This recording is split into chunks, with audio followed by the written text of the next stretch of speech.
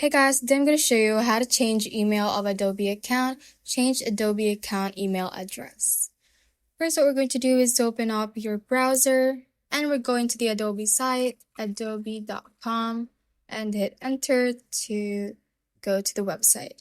From here, if you have not logged in yet, click on the sign in option at the top right and sign in to your account.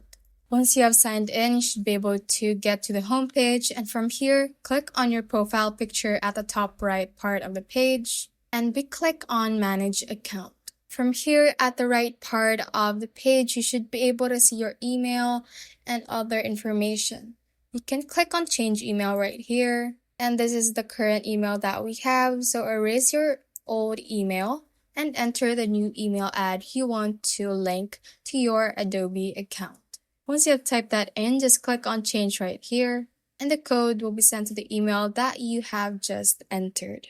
Now you can go check your email and see that you have the code right there, and just enter the code on this field. Once you have entered the code, just click on Verify, and once you have verified that, your primary email should be successfully updated.